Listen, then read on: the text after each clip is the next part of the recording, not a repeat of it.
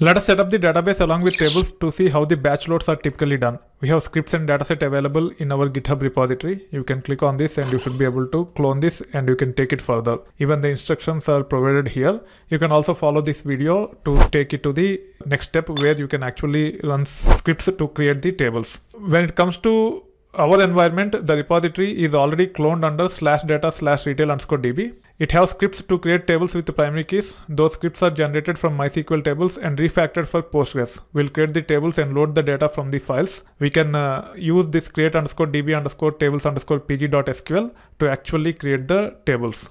Here are the commands to launch psql and run scripts to create tables as well as load data into tables. You just use your specific username, database name and password to interact with the database and take care of this. If you are using our environment, you might get the username, database name, password, etc. You have to use those details. In your case, you can set up the database as well as users as per your comfort level, and you can take it further. If you are using Jupyter based approach, you can launch the terminal by saying file new terminal, and then you can copy this psql command. You can change whatever has to be changed and then paste here, hit enter. It will prompt for the password. In this case, the password is nothing but retail_password for now. I will be resetting it at a later point in time. For now, I should be able to say retail_password for password, and I am inside the database. If you say /d, it will actually list the tables. Already the tables are here. We can drop these as part of the Git repository. We even have the drop tables command, if I am not wrong.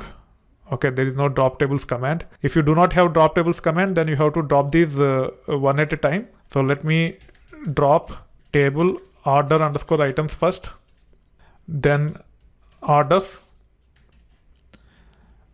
Let me use cascade so that all dependent objects are also either dropped or the constraints are dropped.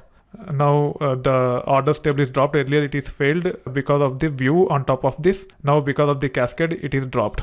However, the view might not be dropped, which you don't need to worry too much about at this time. As order items and orders are dropped, now we have to drop customers, categories, departments, and products. So let's start with customers here.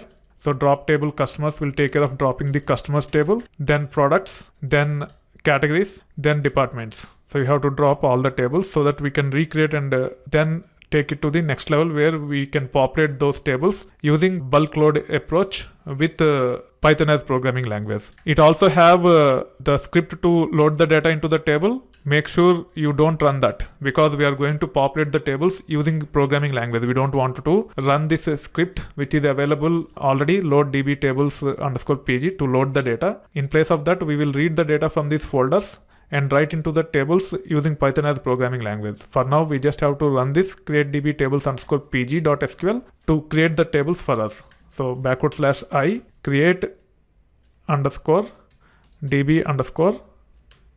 it is under /data/retail_db, then create_db_tables_pg.sql. Now the tables are being created. All the 6 tables are created. We should be able to take it to the next step. So we are now under preparing database. As we are done with creating the database tables, now let's see what else needs to be done. We need to ensure that the tables are there. So I'm just creating a retail connection object. You can actually validate by saying retail_connection like this. Already the connection is established. This is not mandatory actually. We can skip this. We don't need to establish the connection to the database. As the tables are created using Jupyter or even using psql, we should be able to validate whether the tables are there. So in this case, I'm just loading SQL Magic and creating this database_URL environment variable and then running a query against orders as well as order items. As of now, we have just created the tables. We haven't loaded the data into the tables. That's why they are empty. As we are ready with the database tables, now it is time for us to explore different options to load the data into these tables in batches in the pursuit of loading the data into these tables effectively, keeping performance in mind. Let's get into those details.